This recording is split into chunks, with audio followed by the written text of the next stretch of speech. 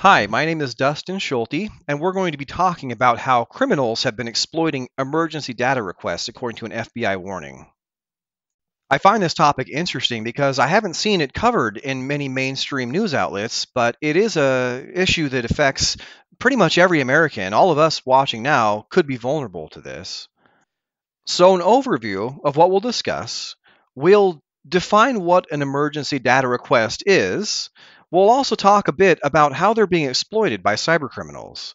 We'll discuss what the COVID 19 pandemic has to do with any of this, and then also what authorities are doing right now to try to prevent and mitigate some of this from happening. An emergency data request is a procedure by which members of law enforcement agencies can request information, personal information, technology information from major technology or telecommunications companies. It's typically done by verifying that they are a member of law enforcement, usually through a specified email domain with a government email.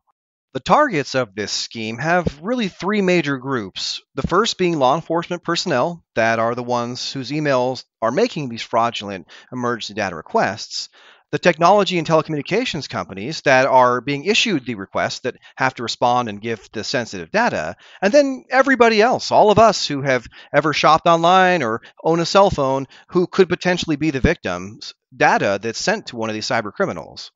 So, how does this affect all of us? Well, the nature of EDRs can give a lot of information to cybercriminals, including identifying information like your name or address or social security number, financial information like the credit card numbers or your banking financial accounts, location information, your IP addresses of the devices that you log in on, or telecommunications information like your email accounts or your cell phone data. Now that we've discussed what EDRs are, let's talk a little about the cybercriminals behind this scheme and how they conduct it. So, as far as I was able to discover, the originator of this scheme was a cybercriminal who goes by the name of Pwnstar. He was first seen selling services to help people create fraudulent EDRs back in 2023. Now let's talk a little about how the scheme actually works. So the first step is these official law enforcement emails and accounts are acquired through a number of means: phishing attacks, brute force password attacks, ransomware, malware. After that, they're listed on online forums and websites, usually for sale between $1,000 to $3,000. Once somebody makes that purchase of the account, they become the full owner. They get the ability to change the login credentials, and it's kind of buyer beware. All the risk is assumed. Once you've paid your money, then it's your account to do with as you will. That's when they can then create the false emergency data request and send them off to these companies. So, what are the rewards for this scheme? Well, for the sellers, it's a couple $1,000s per account, but for the buyers, it's only limited by the number of successful data requests they're able to initiate and the kind of data they get for those.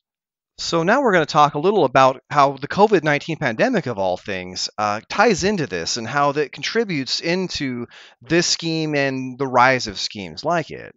As a lot of us probably experienced during the pandemic, the work from home model increased the number of users that were online, sending email communications and interacting with things that could potentially make them vulnerable. And that includes a lot of law enforcement agents, too. That was a time in which cybersecurity specialists saw a rise in digital crime. The largest increases were seen in data leaks, phishing attempts, and account takeovers, which is relevant to the EDR request scheme that we were talking about because those happen to be the methods in which most of those accounts were acquired. Finally, we're going to talk about the FBI's warning and what they're encouraging law enforcement agencies to do going forward.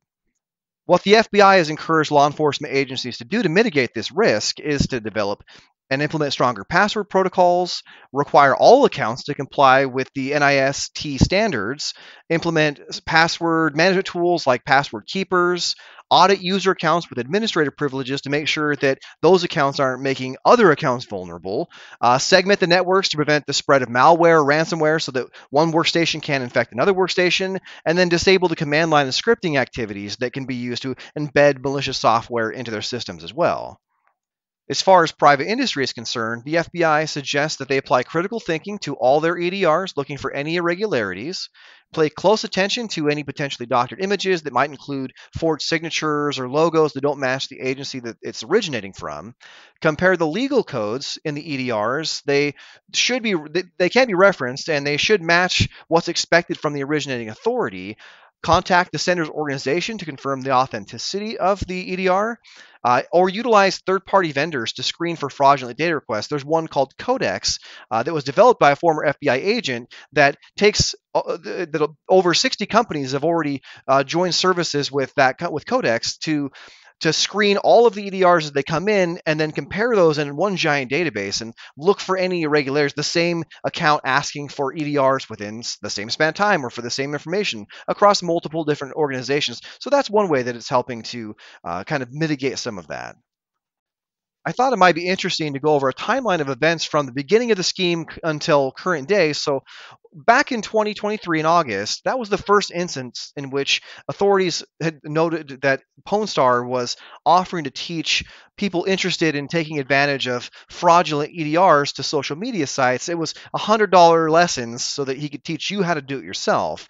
A few months later, in December of 2023, that's when authorities began to see a rise in the volume of people like PwnStar on these online forums claiming to sell the accounts, the official law enforcement accounts that could be utilized in the EDR scheme to send these data requests off and get the information back. A few months later from there, in March of 2024, PwnStar claimed at that point in time to own the accounts of thousands of law enforcement agents across 25 different countries. And he even posted the screenshots of his successful emergency data request to PayPal and the information that he got from doing so, kind of as a way of reinforcing with his potential customers that it is possible to get exactly what they're looking for. August of this year, just a few months ago, that is when the highest volume of stolen accounts was advertised, and at that point in time, he started advertising them as use in espionage, social engineering, extorting data, and other things, including EDRs, and then again offering to guidance for anyone who purchased an account on how to exactly set these EDRs up and how to create fraudulent subpoena documents to support them too. And then finally, after all of this, in November of this year, just last month, the FBI finally issued this warning to both law enforcement agencies, the general public, and the private industry sector, so we can start doing something about this to mitigate the risk. In conclusion, I found this subject interesting because it's not one that anyone's really talking about, but it affects all of us. It affects me personally because I work for a law enforcement agency right now. So I'm potentially vulnerable on both my personal side of my life and also my professional side. Thanks for watching and have a great day.